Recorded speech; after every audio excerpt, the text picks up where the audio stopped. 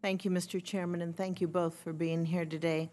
General Robinson, your opening statement discusses the increasing capabilities of Russian cruise missiles to hold targets in the homeland at risk. And specifically, you state, quote, "These systems present an increasing threat to North America due to their long range, low radar cross-section, and the limited indications and warnings likely to be seen prior to a combat launch," end quote. Can you elaborate and characterize this threat in further detail, and how much does it concern you? So, ma'am, here's what I would say. I tell everybody we should often look at the map from the North Pole down. I know Senator Sullivan does every single day. And we should look at the fact that Russia looks different if you look at it that way.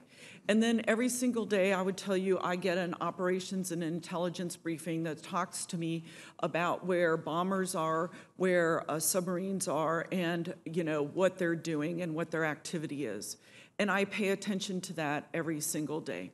And so when I sit back and I look at that, I look at their capability, what they're capable of.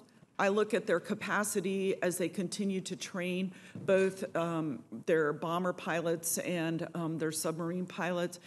But I look at intent in the air domain as the commander of NORAD.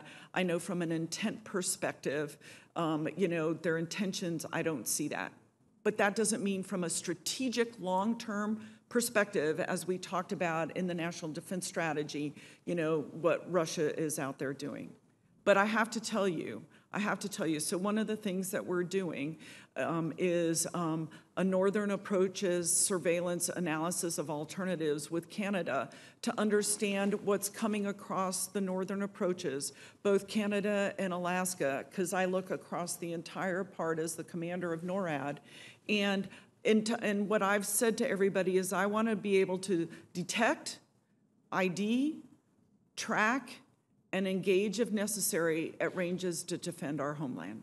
And so those are the things that I think about when I think about Russia. At your final comments there about being able to detect early and then engage if necessary, do you think we have enough of that capability right now? I know that in the FY 2017 the Air Force began upgrading the radars on the 72 National Guard F-16 fighters. Is that going to be sufficient?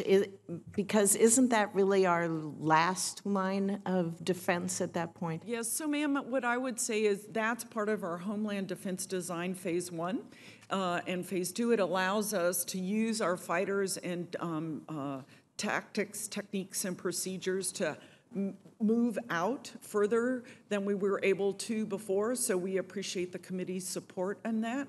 But this is now the longer range part, if I look at the Northern Approaches specifically, to be able to do that. And I happen to believe that our missile defense system provides really an immense capability.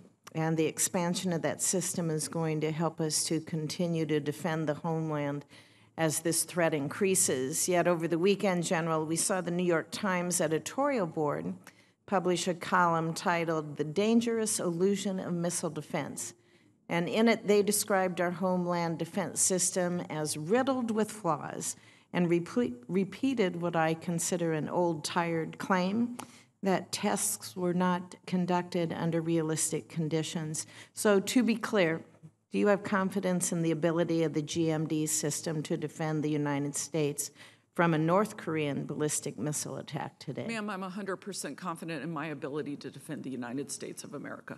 And do you believe the actions taken by Congress and this administration to expand the system's capacity and improve discrimination will enhance NORTHCOM's ability to defend the homeland from ballistic missile attack in the future? So, ma'am, I would tell you I appreciate the above-threshold reprogramming for the capacity that we gave, and I think that's helpful as we look at adding on to that the redesigned kill vehicle, in addition to continued work, which we need to do with the discriminating radars. Between all of those three things, I think we continue to outpace everybody, and it gives me more and more confidence, continued confidence, of our ability to defend the United States. Thank you, General, for presenting valuable information and very clear answers. Thank you.